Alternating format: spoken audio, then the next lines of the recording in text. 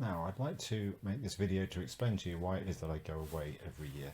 So what I do is I go diving. I've been diving for a little while. You can see me quite young, and here is also quite young a little while ago. What I do is I fly across to the other side of the world to this dive shop here, which as you can see is not near the sea. The reason is that the diving I do these days is mostly cave diving. So this is me here swimming past the sign that says stop, but it's okay because I am trained and I've done more than 1,500 cave dives. Just cave dives. I've done nearly 3,000 dives altogether. This is me in France. So here I'm using my rebreather, so you don't see too many bubbles coming out of it. And you can also see I'm using my diver propulsion vehicle scooter, so I don't need to swim so much. I'm going with a friend of mine off to have a look down at the end of one of the French caves. Here you can see the floor is kind of silty, so it's kicking up big clouds. Right, here is the dive shop which I was telling you about, and here's me with my wheelbarrow heading out into the woods to enter the cave which I've been exploring. So the main reason I go to this dive shop all the time is because I've been exploring the cave which is in the grounds of the dive shop. So here's me with my wheelbarrow, and here's one of the entrances to the cave. So I'm getting in with my equipment. Bringing it all down to the water here.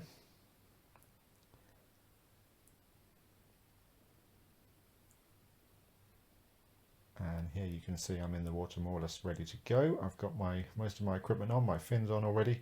And here's my two bailout cylinders. So always you carry at least 2 cylinders with you. The first one I've clipped on, the second one I'm going to carry in my hand because there's a little part near the entrance where it's kind of hard to fit through with the cylinder on. So I take it in my hand. Okay, this is now inside. As you can see, it's not all that big in there, it's kind of low, so this is why not many people dive in there, and this is why I've been able to explore it, whereas it wasn't explored already.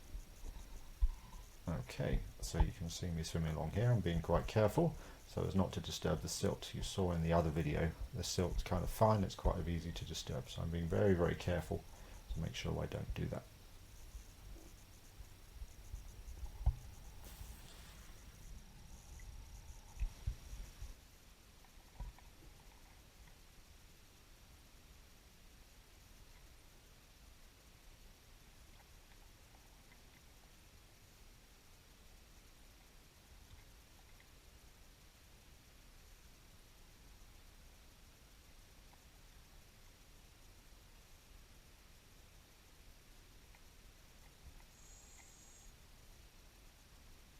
So what I've decided to do here is make a little model of a diver to show you what is what. So here is me here. You can see my face here. You can see that I've got my light in my left hand. Light does actually light up. And then here you can see I've got my scooter and my diver propulsion vehicle, which I'm sometimes using. So I just want to go over some of the equipment which I've got on here. So if I turn around a little bit, you can notice that I've got cylinders here, and there's one on the other side as well. Here. Cave divers will always carry at least 2 cylinders. The idea is that if something happens to one of them, then there would be another one for backup. What will happen is I use a rebreather. So the gas actually cycles around. It goes, I breathe it out, it goes through this cylinder here, goes across my back into a counter lung here through the other cylinder and back round to my mouth again. So the gas is always going in a continuous loop like this. This way, instead of venting out gas and losing it, all you do is actually replace the oxygen, which I've metabolized. So you just use that very small cylinder there with oxygen in it, and using that I can actually do a dive for about 5 hours. These cylinders here, which are conventional air cylinders, are mostly there just in case of emergency. Just in case there's some kind of failure, then I would switch to this cylinder and then the other cylinder, and I would use those to get out in the case of an emergency. But if all goes well, I could do the entire dive just using these 2 little scrubbers, which contain carbon dioxide scrubber, remove out the carbon dioxide that I produce from my metabolism, and replace the oxygen that I've metabolized from this little cylinder here, and that would be enough for the whole dive of up to 5 hours. Alright, so let's imagine that this is the cave here, and I'm going to go through the procedure that I would do if this is the first time I'd ever been in there. So what I would do is take out some line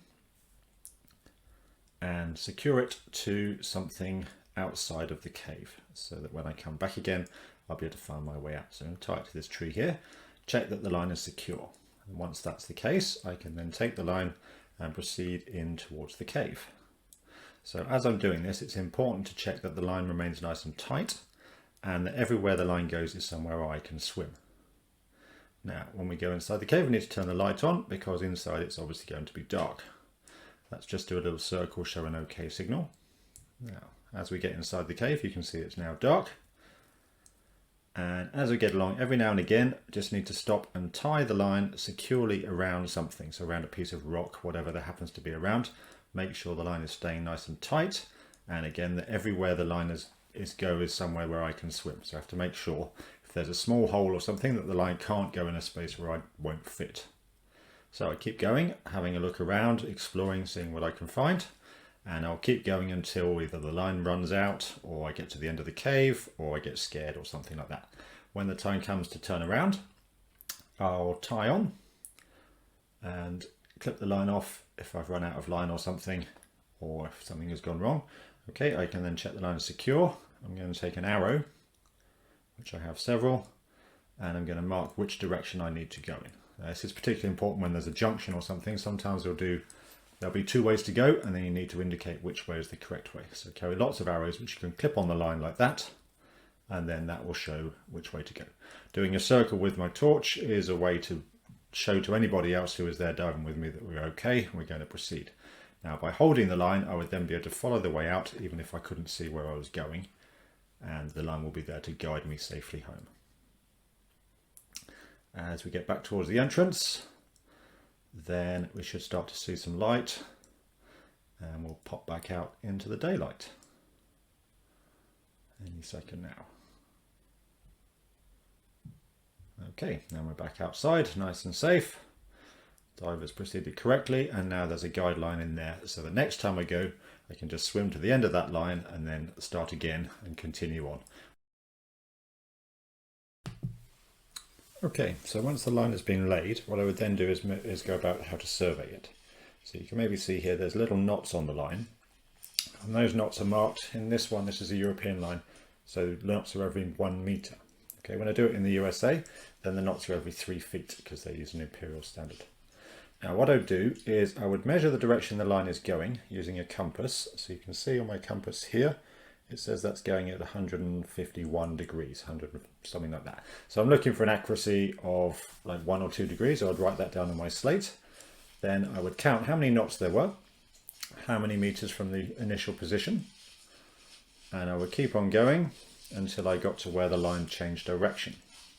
So there I can see my last knot is there, and I would estimate the last little bit there and say, okay, that's like 30 centimeters or 40 centimeters, whatever I thought it was. And then I could work out now the change of direction. I'd work out that bearing as well, see what that says. Okay, that's 60 degrees now. So then I would write that down, and I would estimate the other bit. Now I've already did the first part, said it was 60, then I know the rest of it would be 40. I'd estimate again up until the next change of point, and then past there I would go up to the first knot, okay, and write down that distance, and then write down that bearing, and then continue. So for every length of line I would measure how long it was by counting the knots, and I would measure which direction it was going. I would also, if I'm underwater, I would also record any changes of depth. So if the initial point was at the surface and the next one was 1 meter down, I would write there was a change of 1 meter.